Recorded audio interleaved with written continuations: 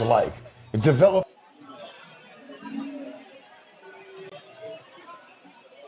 a much deserved cult following when released on digital video disc or DVD. That is Huey Lewis. Like Huey Lewis in the news? Okay. And all parodying aside, he's absolutely right. When American Psycho released in 2000, half of audiences either mistook its intentions or overlooked it entirely. On its surface, it is the dark psychological thriller it's made out to be. But beneath it all? American Psycho is ridiculous. It's farcical on many levels. The book is ridiculous, brilliant, but ridiculous, as is the script, and that's what we intend. You look very, very fit. You can always be thinner. Look better. Both on Bret Easton Ellis's page and in Mary Herron's depiction, American Psycho is, crucially, satire. Huey? The movie works both as a grim examination of male vanity while also maintaining real genre thrills. Christian Bale's dynamite performance gives it a big boost. I have all the characteristics of a human being. Flesh, blood, skin, hair. But not a single clear, identifiable emotion, except for greed and disgust. This is Dorothy? Yes, dear. Courtney, you're gonna have the peanut butter soup with smoked duck and mashed squash. Initial reactions and misinterpretations of the film weren't just founded on the finished product. Ahead of the film, the book, a bestseller, had already been the target of protests calling American Psycho misogynistic, cynical, and needlessly violent. Don't wear that outfit again. That's probably because the characters in the story are misogynistic, cynical, and needlessly violent. That is the idea. And, of course, the challenge. If they have a good personality and they're not great looking, then who fucking Well, cares? let's just say hypothetically, okay? What if they have a good personality? That's all I know. And of all the people considered to write and helm the movie, director Mary Herron was the only person with a concrete answer to the question of how the hell do you do this? The only one who got it. I think it clarified the themes of the novel. It clarified that the novel was actually a critique of male behavior. I think a lot of people... This is Bret Easton Ellis, the novel's author. I haven't read the book. And also brought the humor of the book up to the surface. Patrick! Is that you? No, Lewis, it's not me. You're mistaken. Valentino Couture. You look so soft. Your compliment was sufficient, Louis. Because it is a satire on masculinity, and that is in the book. All the comedy of Bateman's ridiculousness, absurdity is in the book. That was a very important aspect. I'm not making this a cool serial killer. It's a ridiculous person. Tell him I'm at lunch. Patrick, it's only 10:30. I think he knows you're here. Send him in, I guess. Just how ridiculous Patrick Bateman is, we'll get to in a moment, but for context, American Psycho follows a 27-year-old Wall Street banker in New York in 1987. It's a commentary on the greed and materialism of corporate 80s America, and the treatment of the men in these positions as essentially rock stars. You work on Wall Street. It's not a clinical dissection of the mind of a killer. Bateman is more or less an alien from another planet. He doesn't know who he is. He observes and copies what he sees Had a shower. and tries to fit in solely by imitation, not emotion or social instinct. She's my cousin. She's from France. And this is what makes him such a brilliant vehicle for social satire. He is a twisted mimicry of everything around him. Did you know that Ted Bundy's first dog, a collie, was named Lassie? Did you heard this? Who's Ted Bundy? Forget it. Yeah, and I think the thing is, that's what Christian got that I think none of the other actors I met with were going to get, because he thought it was really funny, and he thought the character was absurd, and that's why he was such a great choice to play it, because he wasn't trying to make him cool. You guys are just born cool, I guess. And well, some of my favorite bits of the book are the sort of dorkier aspects of Bateman, the ridiculousness of Bateman. For example, there's Bateman's go-to line for getting out of unwanted social situations, I have to return some videotapes. We've got to return some videotapes. the way he checks his hair in the reflection of a restaurant menu, Okay. the way he quotes what he reads and hears on the news, We have to provide food and shelter for the homeless and oppose racial discrimination and promote civil rights. and then believes and acts on none of it. Why don't you get a job? If you're so hungry, why don't you get a job? There's the fact that the only thing Bateman watches on TV is overt sex and violence, the way he casually tries to get his blood-stained sheets dry cleaned, I can only get these sheets in Santa Fe. These are very expensive sheets, and I really need to clean. If you don't shut your fucking mouth, I will kill you. Now listen, I have a lunch. and then of course, there's Bale's completely unnatural line deliveries. J&B straight and a Corona. Hey, McCloy, what do you say?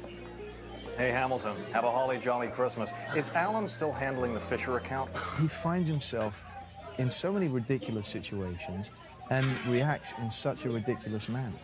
You know, he's certainly somebody that I wouldn't want to, be at a table with and eating, but I'd certainly want to eavesdrop on his conversation. I really don't think it would work. Oh, it's something. I know that your friends are my friends, and I've thought about that. You can have them. The majority of the film's dialogue is pulled straight from the novel, dialogue which of course has virtually nothing ever to do with the work any of these characters ostensibly do. Nice to meet you. Sorry to barge in on you like this. I know how busy you guys can get. So, But I was hanging out with these young guys who were working on Wall Street and was doing research, having dinners with them, going to clubs with them, never being taken to their offices, never being taken to what was going on in their companies. A group of men so obsessed with status, and to the most minute degree, they're practically having nervous breakdowns, trying to compete with each other. very nice. Let's see Paul Allen's card. Look at that subtle off-white coloring. The tasteful thickness of it. Oh my God. It even has a watermark. Well, I have to say, it's one of my very favorite scenes in the book. Yeah. And I have to say, we really lifted it straight out of the book, isn't it? It's hardly been changed. It's in that placed in case. it's placed in the office instead of the restaurant. But it's that's right, yeah. But you know what? It just goes to show you, though, that you read that scene in a book, but when it's actually played out. It has a different sting to it. There's something funnier. The ominous music, the editing shifts. And part of that is just the visual, the uniformity, the fact that all the men who work at Pierce & Pierce have the same suit, the same hair, all misspelled acquisitions on their business cards, and are all vice presidents of the same department. It seems logical because Marcus also works at P&P and in fact does the same exact thing I do. He also has a penchant for Valentino suits and Oliver Peoples glasses. Marcus and I even go to the same barber, although I have a slightly better haircut. And it's this sly commentary on homogeneity and group identity that's reflected in Bateman getting away with the things he does. I like to dissect girls. Did you know I'm utterly insane? Bringing us back to the A-side, the most polarizing aspect of the book and film that can't, and by all rights shouldn't be, ignored. There are obviously, whilst it is funny, it is a black comedy, and this is an extreme black comedy. There are scenes of extreme brutality and ugliness. The initial misreading of the book came from people who assumed that the book was all about violence, when actually if you add up the violent sequences in this book, you're going to get about 4 pages, and you're going to have basically 396 pages of, lists and social satire and stuff going on in Patrick Bateman's head. Although everyone thinks my work is violent, I tend not to actually show the moment of violence. I'm not very interested in body horror. It's just a matter of taste, I think. I think if it's entertaining and not too realistic, then people are fine with it. I think that's why it tends to be sort of art movies that people get all head up about and outraged, because they are more real and more disturbing. You're late, honey. No. Oh, yes, you are. I've been here the entire time. You just didn't see me. But the primary thing is the satire that Mary has focused on.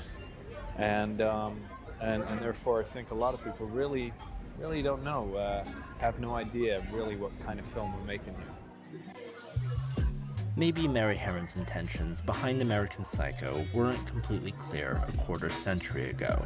Maybe they still aren't on a first watch. But in the years since, the film has been elevated to cult status for good reason. Some things the world just isn't ready for. I have to always remind myself, sometimes I don't get it, when I first see something, particularly if it's unfamiliar, it can be quite, there's something uncomfortable or disturbing, or it seems boring, or, it's like it doesn't work. And it's also because you're just not attuned to it yet. And it's just, sometimes you take time.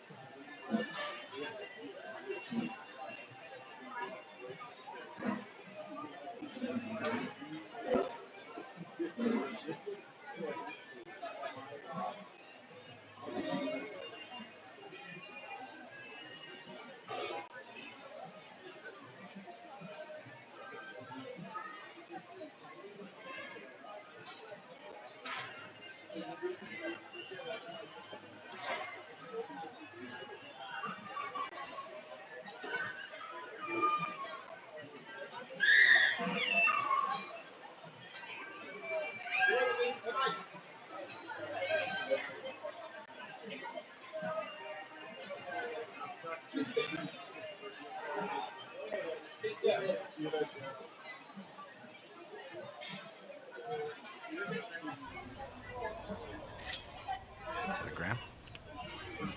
New card. What do you think?